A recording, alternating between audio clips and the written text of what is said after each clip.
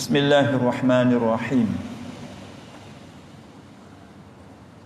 Alhamdulillahilladzi hadana lihadza wa ma kunna linahtadiya laula an hadana Allah. Salatan wa salaman ala nabiyyinal karim sayyidina wa habibina wa syafi'ina Muhammad ibn Abdullah wa ala alihi wa sahbihi wa man da'a bi da'watihi wastanna bi sunnatihi ila yaumil qiyamah. Subhanaka la ilma lana illa ma 'allamtana innaka antal alimul hakim. La hawla wa la quwwata illa billahil aliyyil azim. Amma ba'd. Qala al-mu'allif rahimahullahu ta'ala wa nafa'ana bi'ulumihi wa barakatihi fi daraini amin. Lalu kita buka surat 12. Kita dah masuk sikit kan. Jadi alhamdulillah tuan-tuan dan puan-puan muslimin muslimat rahimakumullah. Jadi syukur kehadirat Allah Subhanahu wa taala, malam ni kita dapat sama-sama duduk dalam masjid rumah Allah taala ini, menyambung lagi kitab akidah kita. Baik.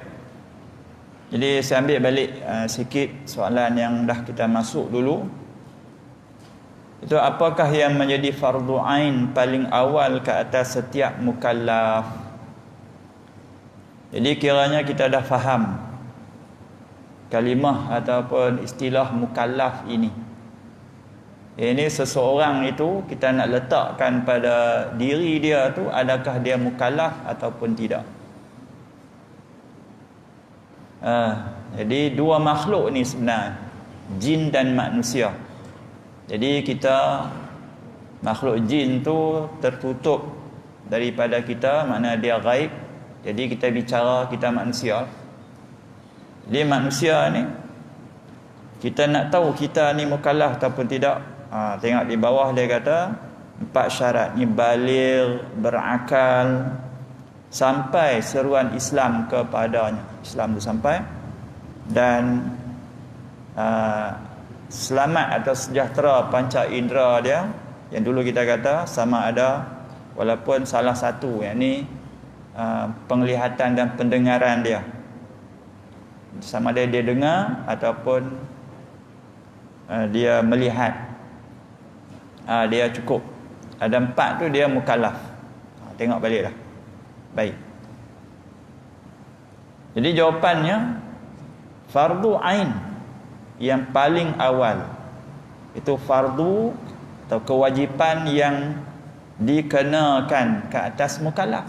Jadi mukallaf ni orang yang apabila dia dipertanggungjawabkan segala hukum Allah, syariat tu, maknanya dia dah pikul dah dosa dan pahala.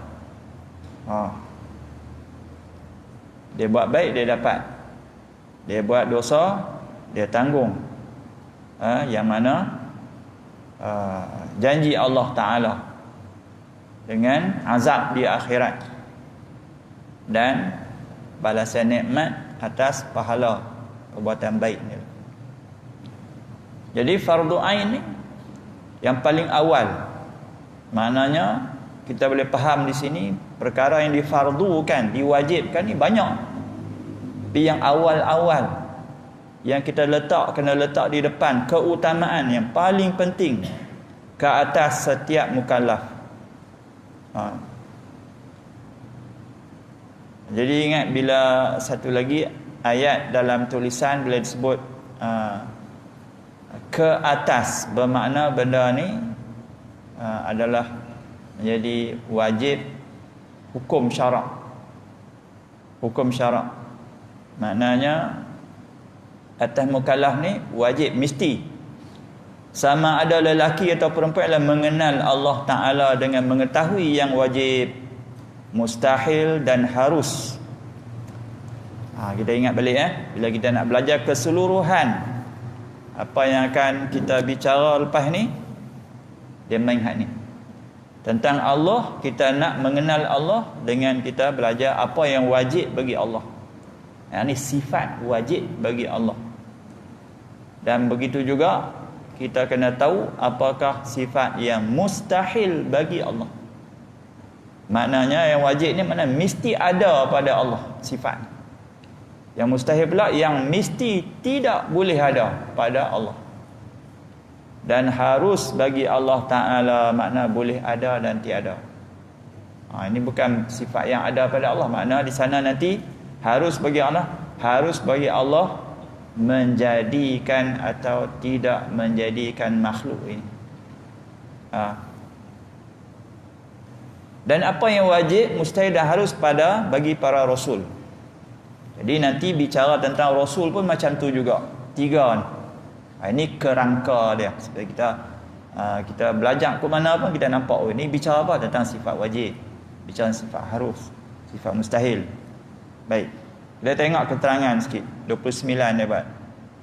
Hendaklah diingatkan bahawa adalah tidak dituntut sama sekali untuk mengetahui hakikat zat Allah Ta'ala kerana perkara yang baharu, yang disebut muhdas. Tidak mungkin mengenal hakikat Allah yang qadim. Dia kata boleh rujuk tengok dalam kitab Faridatul Faraid yang kita dah baca dulu, kita dah khatam dah. Baik, jadi bila kita bicara tentang Allah, kita tidak boleh mengetahui, tak ada jalan untuk kita tahu hakikat zat Allah. Mana hakikat tu benda yang sebenar-benar tu macam mana? Tentang apa? Zat Allah. Jadi tak boleh bicara tentang zat Allah. Kerana apa tak boleh? Kerana perkara yang baharu. Mana perkara yang baru sebut muhdas. Ataupun kita ni perkara baharu ni terdiri daripada makhluk. Makhluk, kita makhluk. Manusia. Kita makhluk jenis manusia. Jadi kita yang manusia ni tidak mungkin mengenal hakikat Allah. Makna tidak mampu sebenarnya. Kita tak boleh nak tahu hakikat zat Allah tu macam mana. Allah yang qadim. Kita bicara nanti di tempat dia lah. Allah yang qadim ni apa maksud. Jadi kita bicara tentang apa? Tentang sifat. Kita tak bicara tentang zat. Mana hakikat diri Allah tu macam mana, apa dia. Tu kalau kita nak guna bahasa lain, itu pun tak tepat, tapi sikit gambaran yang kata hakikat zat Allah tu apa? Diri Allah tu. Kalau diri kita ni yang terdiri daripada darah daging kita ni, tulang belulang ni, itu zat kita. Allah jadikan zat kita asalnya daripada tanah, kemudian dicipta dalam bentuk yang lain, bentuk kelahiran, percantuman benih lelaki perempuan, lahir. Jasad kita ni yang terdiri daripada jasad jirim kita ni boleh dikaji, tapi zat Allah tak boleh. Macam mana, daripada apa, tak tahu. Dan tak boleh kita tahu pun, sebab kita tak mampu. Kerana apa? Nanti kita bicara kerana Allah Ta'ala, hakikat zat Allah, dia tak serupa dengan makhluk, dengan sesuatu pun. Jadi kalau tak serupa satu, macam mana kita nak kaji, tak serupa selama-lamanya. Hatta nantinya kalau orang yang dapat melihat Allah pun, tetap dia tak tahu hakikat zat Allah macam mana. Melihat Allah pun tak boleh diceritakan, nak dihuraikan macam mana dia melihat Allah, rupa Allah macam, tak boleh juga. Walaupun sah dilihat, sebab wujud Allah tu ada, tapi bila tengok macam mana, tak boleh nak cerita, sebab tak serupa. Baik, yang nombor 30, Imam As-Sanusi menyebut dalam kitab Matn' Umum Barahin. Ini saya nak lompat, sebab tadi dah terang dah, kita wajib pada syarak ni mengenal Allah, perkara yang wajib mesti harus.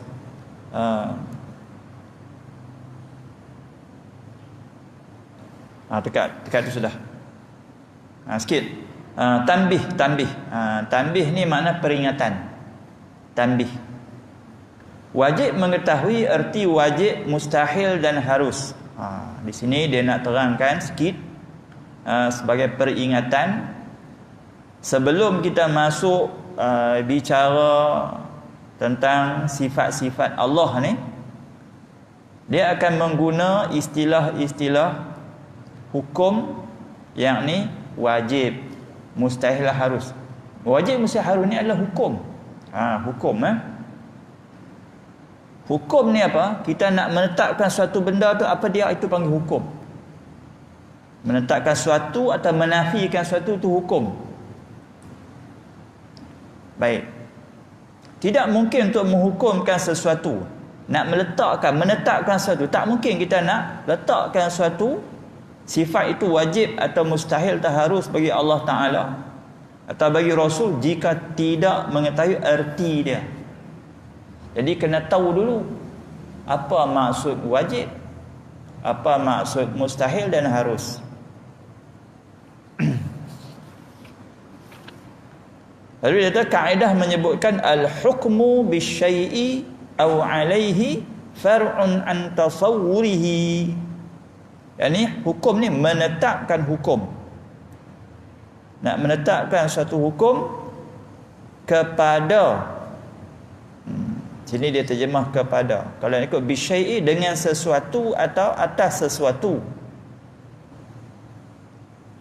merupakan far'un, satu bahagian atau satu cabang daripada pemahaman terhadap perkara itu.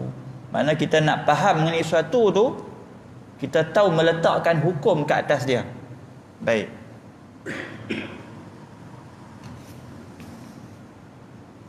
Nantinya kita akan jumpa bila kata hukum ni ada 3. Kan? Ingat tak dulu kita dah bicara dalam kitab Faridah dulu.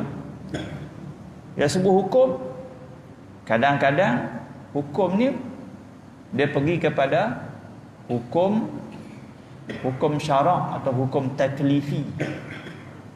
Ada kala hukum sebut kalimah hukum, tapi hukum dengan mana? Hukum adat. Ada kala sebut hukum juga, tapi hukum dengan mana? Hukum akal. Dan ini tiga-tiga ni lain-lain makna dia. Itu yang kata kena tahu tempat nak guna dia.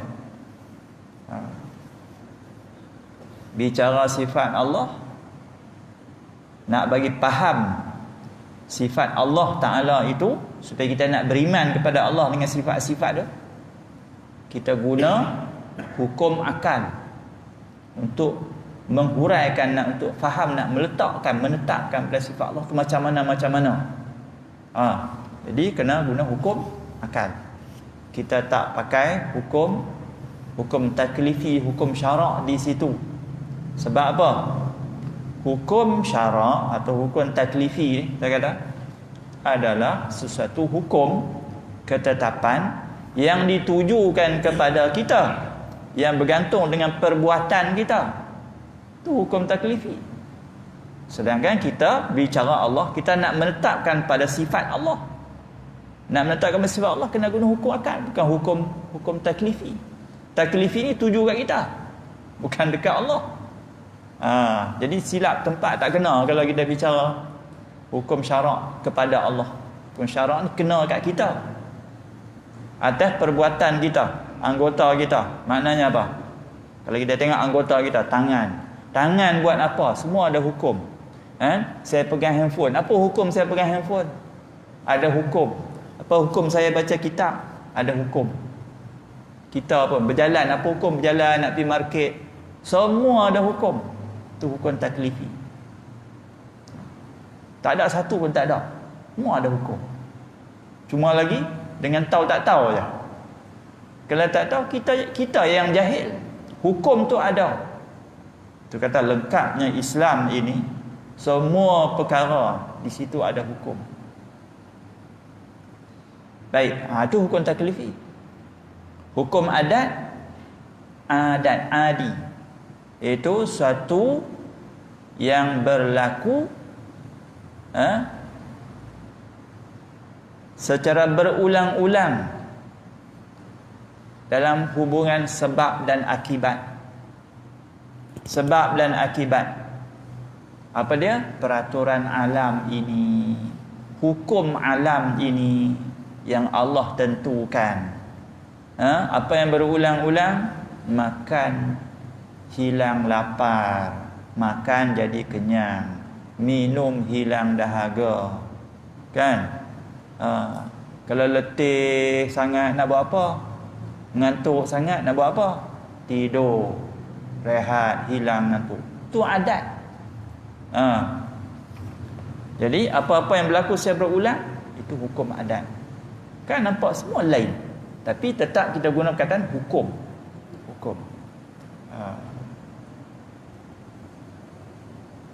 Okey ya, sikit. Tu nanti bila sampai tempat kita bicara lagi. Soalan, apakah yang dimaksudkan dengan mengetahui apa yang wajib, apa yang mustahil dan apa yang harus bagi Allah Ta'ala dan para Rasul? Apa dimaksudkan? Jawapan, secara lebih terperinci, apa yang wajib diketahui oleh setiap mukallaf adalah seperti berikut. Yang ni dia tak terang lagi maksud ni. Dia cuma nak bagi gambaran nanti pembahagian mana wajib bagi Allah, mustahil bagi Allah, harus bagi Allah, dia letak dalam rajah ni, dalam jadual ni. Baik, Allah Ta'ala letak sebelah tu Rasul. Sebab kita nak belajar ni tentang Allah, nak belajar tentang Rasul. Tentang Allah nak belajar macam mana? Di situ kita nak belajar tentang sifat wajib bagi Allah Ta'ala. Ada 20 sifat. Kemudian B, sifat mustahil atas Allah. 20 sifat juga. Ketiga, sifat harus baginya bagi Allah, 1 sifat. Satu sifat. Jadi 20 1 jadi berapa? 41 sifat. Kemudian para Rasul, sifat wajib bagi mereka. Mereka siapa tu? Rasul tu. Nanti bila belajar tentang Rasul pula, belajar sebelah-sebelah lah. Belajar Allah dulu, mengenal Allah dulu. Kemudian belajar tentang Rasul, bagaimana nak beriman pada Rasul tu, kena tahu. Jadi Rasul pula pun guna bicara nak mengenal sifat-sifat Rasul tu. Sebagai seorang Rasulullah, dia mesti ada sifat apa. Jadi kita kena belajar, wajib belajar. Jadi kita tahu sifat wajib bagi Rasul ada 4, mustahil ada 4, harus 1. Dia lain-lain lah pada Allah sana. Allah ni tentang Rasul. Walaupun bersamaan sifat harus bagi Rasul tu 1, tapi lain-lain bicara. Bukan ada kena mengena, dia lain. Kebetulan kita kata nak jadi sama, Allah Ta'ala jadi sifat harus pada Allah Rasul sama, tapi lain-lain. Perkara yang dibincang tu benda lain. Jadi para Rasul ada 9 sifat. Jadi kalau kita nak rangkum bilangan-bilangan yang kita nak tahu tu, pada Allah ada 41 sifat yang kita kena tahu. Nanti para Rasul kita kena tahu 9 sifat, campur 41 dengan 9 jadi 50. Ini yang kata kita nak belajar 50 sifat yang wajib atas kita untuk mengesahkan iman kita tentang Allah dan Rasul. Kan kita nampak nisbah nak bilang. Kalau tak erti bilang, tak tahu bilang, sah ada iman? Sah.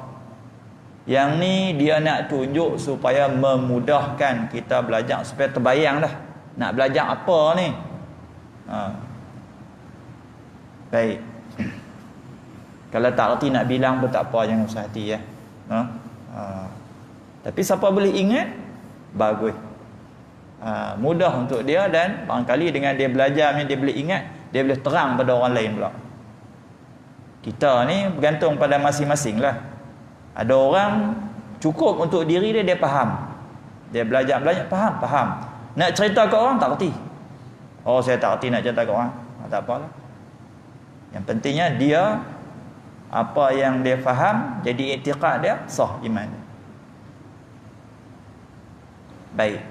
Tengok nombor 31 di bawah dia kata para ulama membahagikan sifat-sifat khabariyah. Sifat-sifat khabariyah. Iaitu sifat khabariyah sifat apa? Sifat-sifat Allah yang terdapat dalam Al-Quran dan hadis kepada dua bahagian. Yang ni dia namakan sifat khabariyah. Apa dia? Yang pertama, sifat zat. Kan Allah Ta'ala tu dia zat. Diri dia tu kita panggil zat, zat Allah. Jadi pada zat Allah tu ada sifat. Mana Allah bersifat. Allah Ta'ala diri dia tu zat dan dia mempunyai sifat. Ataupun kita kata Allah Ta'ala itu zat, dia mempunyai sifat-sifat yang maha sempurna. Segala sifat kesempurnaan itu ada pada Allah. Kalau kita nak faham pada diri kita, walillahi masalul a'la. Sebab saya kata gitu, bagi Allah tu kita nak faham, kalau kita buat bandingan, hakikatnya bukan macam tu, tetapi buat bandingan supaya faham. Jadi kalau pada manusia, Allah bukan macam manusia, tapi kita buat bandingan kenapa? Untuk faham. Saya manusia, zat saya ni, tubuh badan, darah daging dia ni zat saya. Baik, mana sifat saya? Sifat saya, kalau dari segi bentuk tubuh badan, orang kata saya macam ni, boleh tengok. Orang kata ustaz tu kurus dia tak gemuk. Kurus tu sifat, kan? Kalau kata warna pula, warna kulit macam mana, itu sifat juga. Kemudian sifat yang jenis maknawi, sifat ilmu, ilmu ada sikit-sikit ilmu. Sifat apa lagi? Yang lain-lain. Sifat kudrah, kuat tak kuat, dia sihat, itu sifat, kan? Jadi pada Allah pun, Allah punya sifat, dan sifat Allah tentulah sifat yang sempurna. Kita sifat makhluk ni kekurangan. Tak, kita kata gitu. Jadi sifat khabarah ni pertama sifat zat, sifat yang ada pada zat. Jadi dia kata sifat-sifat yang ada pada zat Allah Ta'ala inilah yang dibicarakan dalam sifat 20 ni. Nanti kita nak bincang apa? Sifat zat ini. Menjadi syarah, bukan syarah, syarat, bukan syars, syarat uluhiyah, syarat mutlak ketuhanan Allah Ta'ala. Dia kata menjadi syarat uluhiyah, maknanya bila Tuhan ni bersifat dengan sifat-sifat ni, nanti barulah dia tu benarlah dengan makna Tuhan. Kalau tak ada sifat-sifat ni, itu bukan Tuhan. Sebab itu kita kata nanti kita belajar sifat ni untuk mengenal Allah. Mengenal Allah, ma'rifatullah. Nak mengenal Allah dengan kita belajar mengenal sifat-sifat Allah. Bila sifat-sifat ni ada, dia Tuhan. Kalau tak ada, itu bukan Tuhan. Jadi kita nak belajar Allah yang kita sembah tu, Tuhan yang ada sifat-sifat ni lah. Menyucikan zat Allah Ta'ala daripada sebarang sifat yang tidak layak, ini mustahil. Jadi kita juga belajar sifat zat ni, kita kena mensucikan Allah. Suci ni mana kita kena, atau disebut sana tanzih, mentazihkan, mensucikan Allah. Maknanya tak boleh ada apa dia daripada sebarang sifat yang tidak layak ataupun mustahil disandarkan kepada zatnya, zat Allah. Mana benda yang tak layak mestinya benda yang kekurangan. Bila kita kata kita tanzih, kita mensucikan Allah atau menyucikan Allah. Tengok pada masa menyucikan dan mensucikan, menyucikan. Menyucikan apa? Menyucikan Allah daripada kekurangan. Bukan benda hisiah, benda macam kita ni kotor badan, mandi bagi cuci. Bukan yang tu, bukan mana tu. Kekurangan. Mensucikan Allah daripada kekurangan. Wajib kita mensucikan Allah. Sebaliknya kalau kita meletakkan sesuatu yang memberi makna kekurangan pada Allah, haram. Pertamanya pasti dah haram. Yang kedua, dia boleh membawa kepada kekufuran.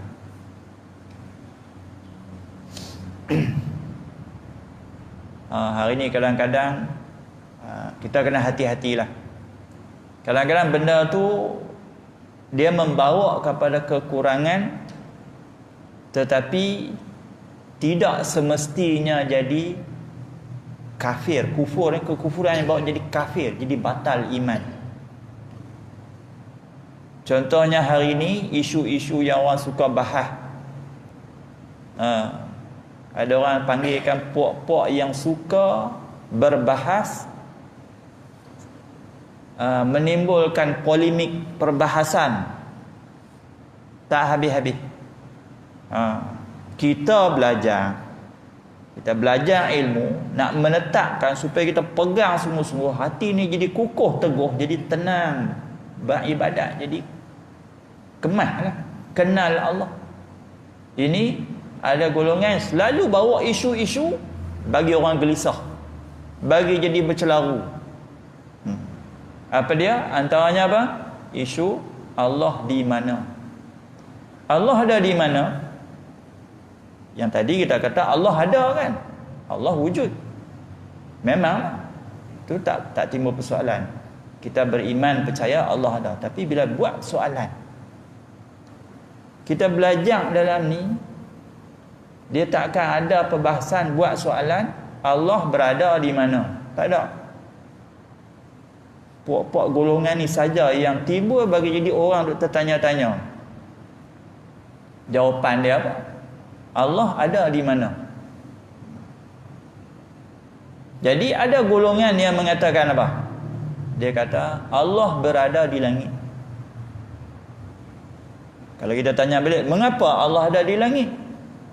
Dia akan jawab, Allah sendiri yang mengatakan dia ada di langit.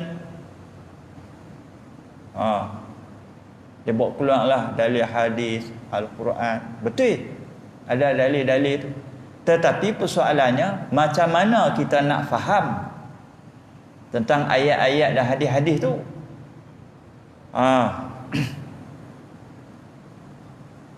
Maka timbullah persoalan. Kalau Allah betul-betul ada di langit, kalau betul-betul ada di langit, Allah tu, zat Allah, kan diri Allah, betul-betul ada di langit, mana tak ada di bumi? Kalau dengan makna tu lah. Jadi bertempat tak? Bertempat. Kalau bertempat tu dia boleh berkait kepada ciri makhluk. Bila ciri makhluk itu kekurangan. Bila kata makhluk ni semua ada kekurangan. Jadi kalau Allah ada nak serupa, kalau syibih-syibih nak serupa dengan makhluk pun, bermakna dah terkait dah kekurangan bagi Allah. Jadi yang tadi saya kata, yang ni ulama-ulama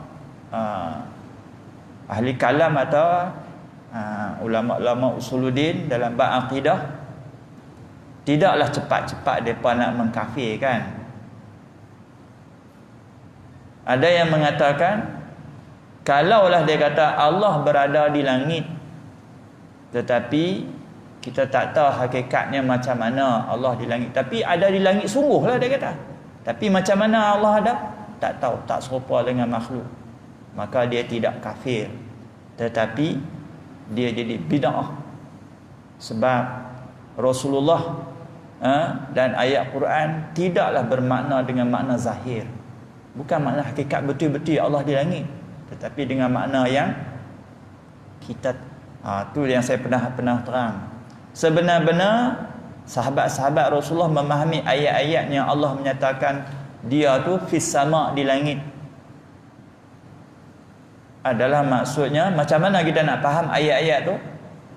Dengan kata Allah sendiri mensifatkan pada ayat tu dia ada di langit dengan makna yang kita tak tahu. Dengan makna apa? Makna yang kita tak tahu langsung apa dia. Di langit tak, kita tak tahu. Kita tak kata dengan makna hakikat. Itu sebenar-benar. Tetapi puak golongan dia kata Allah betul-betul di langit, tapi cara duduk tu kita tak tahu. Tapi tahu tak? Tahu duduk di langit. Yang tu yang saya salah. Sepatutnya di langit sungguh kan? Tak, bukan. Kita tak tahu. Dan kita serah kepada Allah. Allah yang mensifatkan. Dalam ayat tu Allah sebut dia di langit. Dengan makna apa? Dengan makna yang dia kehendaki, yang kita tak tahu apa dia. Maknanya ayat tu disuruh apa? Disuruh kita beriman saja. Hakikat dia macam mana kita serah pada Allah. Itulah yang sejahtera. Tapi kalau Allah betul-betul di langit, kita kata itu pahaman yang salah. Ini yang polemik yang timbul ni. Dia duk kata macam tu jugalah. Dah kata Allah duduk langit lah. Kita kata ayat-ayat ni dalam Quran ada ayat dengan makna majaz, bukan dengan makna hakikat. Pasal apa dia tak mahu terima, dia tak tahu. Dia nak pegang dengan makna hakikat, dengan makna betul-betul di langit. Baik, kita kata bukan makna hakikat, itu majaz. Makna apa? Kita tak tahu. Baik. Jadi di situ kita mensucikan Allah yang tadi ya. Kalau kita kata Allah betul-betul di langit, kita telah mencemarkan pengertian pada Allah di langit. Sebab kalau kita nak buat persoalan, kalau Allah duduk di langit betul, langit ni kan ruang dalam alam makhluk ni. Bila kita kata macam tu, dia jawab juga. Dia kata jangan duk fikir antara makhluk. Dia kata Allah di langit, jangan fikir antara makhluk. Allah duk di ruang makhluk, ruang langit, jangan fikir dia bahas pula. Itu kata bahas tak habis tu. Tak, kita kata kalau kau faham dengan makna hakikat, maknanya langit tu kejadian Allah. Jadi naknya kita kata bukan makna hakikat, kerana sebelum ada langit pun Allah ada dah. Kan? Habis duk di mana-mana pula, duk tak mana pula. Tu kita tak tahu. Sekarang pun tak tahu. Sebelum ada langit pun kita tak tahu. Tapi dia ada, dia wujud kan? Sebab Allah di luar daripada perbahasan makhluk alam. Allah bukan sebahagian daripada makhluk, jadi kita tak tahu macam mana. Baik. Kemudian qadim dan baqa. Qadim dan baqa, semua sifat-sifat Allah Ta'ala ini dia qadim dan baqa. Kemudian sifat af'al. Ni kita kena faham Allah. Syah. Kalau masuk ni panjang. Baik, nanti kita akan masuk tentang sifat af'al. Sifat Allah tapi dalam bentuk perbuatan Allah. Allah buat. Tadi sifat zat, sifat tu ada di zat. Ada di zat Allah. Tapi ada satu jenis lagi sifat juga, tapi sifat dalam bentuk perbuatan Allah. Sebab tu nanti kita kata sikit kita sebagai mukadimah, dia bagi contoh Ar-Razzaq. Razzaq makna Tuhan yang maha memberi rezeki. Jadi bila kita pandang daripada sudut siapa yang bagi rezeki, Allah lah yang memberi rezeki kepada makhluknya. Daripada sudut perbuatan Allah memberi rezeki. Jadi sifat rezeki ini bukan ada pada zat dia, perbuatan dia bagi rezeki. Jadi kita panggil Allah Ta'ala ni Ar-Razzaq. Dalam Asma'ul Husna. Jadi dalam bilangan-bilangan Asma'ul Husna tu kita kata itu sifat apa? Sifat af'al, sifat perbuatan Allah. Pemurah, penyayang, menghidupkan, mematikan. Allah yang buat. Daripada sudut mana? Sudut menghidupkan, kita kata Allah Ta'ala itu muhyi, menghidupkan, kan? Muhyi. Mumit, dia bila satu orang mati, kita tengok, oh, siapa mematikan? Allah mematikan. Maka kita kata sebab Allah Taala tu Al-Mumit, dia yang mematikan. Jadilah tu sifat perbuatan dia. Jadi kita kena fahamlah beza dia antara sifat zat dengan sifat perbuatan Allah. Nanti itu Allah. Bismillahirrahmanirrahim. Alhamdulillahirabbil alamin. Shalatu wassalamu ala sayyidina Muhammadin wa ala alihi wa sahbihi ajma'in. Allahumma aghnina bil ilmi wa zayyana bil hilmi wa akrimna bit taqwa wa jammilna bil afiyah. Wa sallallahu ala sayyidina Muhammad. Alhamdulillahirabbil alamin.